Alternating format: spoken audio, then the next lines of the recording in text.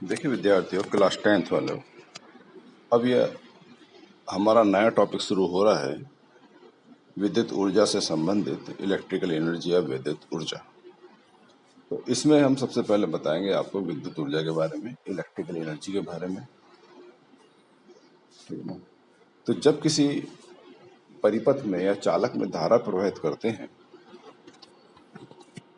तो उस धारा के मार्ग में, या धारा का मतलब होता है आवेश का प्रवाह, तो उसके मार्ग में जो जो भी बाधा उत्पन्न होती है उसके अगेंस्ट हमको कार्य करना होता है। तो कार्य किससे मिलता है? ऊर्जा से मिलता है। तो इसी के बेस पे ये परिभाषा है कि जब किसी चालक में आवेश प्रवाहित करते हैं तो परिपथ में व्यय होने वाली ऊर्जा को विद्युत ऊर्जा कहते हैं। The loss of energy takes place in the circuit when an electric charge flow in the circuit is known as electrical energy। ठीक है ना। जब भी आवेश का प्रवाह हो तो उसके लिए ऊर्जा की जरूरत पड़ती है। चार्ज का फ्लो कराना हो तो ऊर्जा की जरूरत पड़ती है, तो उसी ऊर्जा को हम वैद्युत ऊर्जा, इलेक्ट्रिकल एनर्जी कह देते हैं। तो जब किसी एक चालक में, है ना, कोई भी चालक का मतलब क्या होता है? वायर, तार, इस तरह का कोई भी इसमें आइटम हो सकता है। ठीक है ना। अब हम आते हैं इसमें फार्मूले पर। वैद्युत ऊर्जा का जो फार्मूला है वो है वी क्यू। वी यहाँ पर है विभवांतर या पोटेंशियल डिफरेंस, और क्यू यहाँ पर है चार्ज या आवेश। दूसरा फार्मूला इसका है W equal to V I T. V विभवांतर, voltage, potential difference, I current और टी टाइम। इन चारों फार्मूले में टी को टाइम लिया गया है ना। तो तीसरा formula W equal to I square R T, और चौथा है I V square upon R T. तो इन सभी फार्मूलों में टी को टाइम लिया गया है, क्यू को आवेश या चार्ज लिया गया है, आर को रेजिस्टेंस या प्रतिरोध कहते हैं इसको, और वी को पोटेंशियल डिफरेंस या विभवांतर कहा जाता है। तो जब भी इस फॉर्मूले हम इस्तेमाल करेंगे तो हमें सब कुछ किसमें मिलेगा? जूल में मिलेगा। तो जूल में हम इन सबको नापते हैं, मेजर करते हैं, इसका आप ध्यान रखिए। ठीक है ना। तो कहीं पर भी विद्युत ऊर्जा को नापा जाता है, वो जो भी एनर्जी खर्च होती है उसको विद्युत ऊर्जा ही कहा जाता है। ठीक है ना। तो इन फार्मूले के बेस पर हम किसी भी सर्किट में विद्युत ऊर्जा को, प्रवाह को, या कितना लॉस हो रहा है उसको हम ज्ञात कर सकते हैं। ठीक है। अब आता है इलेक्ट्रॉन वोल्ट। तो इलेक्ट्रॉन वोल्ट क्या होता है? इलेक्ट्रिकल एनर्जी को नापने का मात्रक है। It is unit of electricity, measure of electricity, है ना। इलेक्ट्रिकल एनर्जी का मात्रक है, यूनिट है, यह it is the unit of electrical energy. Definition क्या है कि किसी भी इलेक्ट्रॉन को, यानी एक इलेक्ट्रॉन को अगर 1 वोल्ट के विभवांतर से त्वरित किया जाए तो जो भी आवश्यक ऊर्जा देनी पड़ती है उसको हम 1 इलेक्ट्रॉन वोल्ट कहते हैं। The energy required to accelerate 1 electron by 1 volt is known as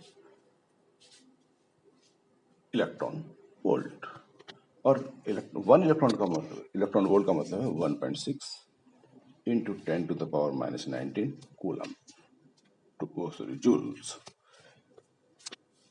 1 electron मतलब volt means 1.6 into 10 to the power minus 19 joule.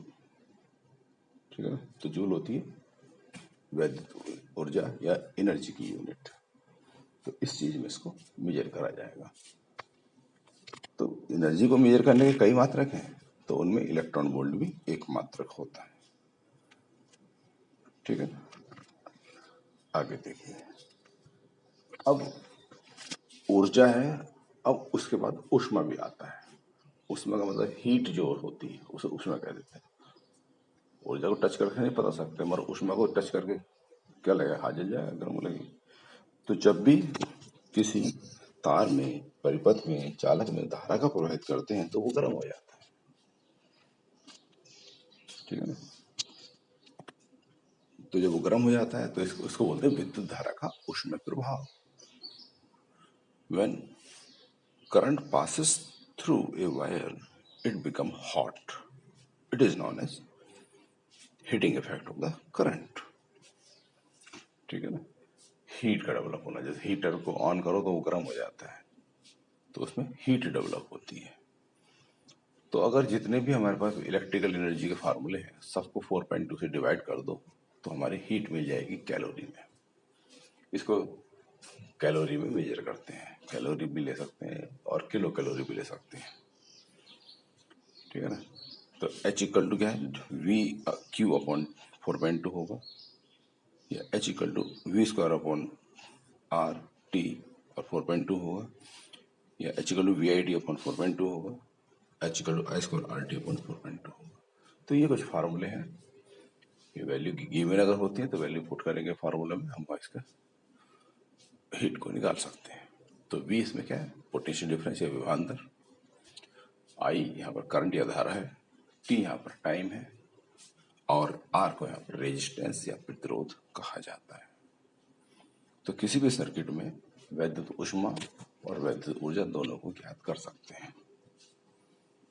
ठीक है, अब हीटर को ऑन करें, उसका एलिमेंट गर्म हो जाता है तो वहां पर उसको क्या बोलेंगे, ऊष्मा उत्पन्न हो गई है, हीट उत्पन्न हो गई है। ठीक है ना, तो उस हीट का मेजर करने का मतलब होता है कोई चीज गर्म कितनी हो रही है। हेयर ड्रायर गरम गरम एयर निकलती है तो वो भी, उसमें भी हीट डेवलप होती है करंट की वजह से। बल्ब होता है, इलेक्ट्रिकल बल्ब, उसमें करंट पास करेंगे तो उसका एलिमेंट गर्म हो गया, लाइट फेंकता है चारों तरफ। ओवन है, ओवन से हीट निकलती है। तो ऐसे बहुत सारे इसमें एग्जाम्पल्स हैं जिनके बेस पर हम हीट को बता सकते हैं। तो दोनों काफ़ी ज़्यादा यूजफुल हैं, एक न्यूमेरिकल जहाँ तक इनके बेस पर आना चाहिए।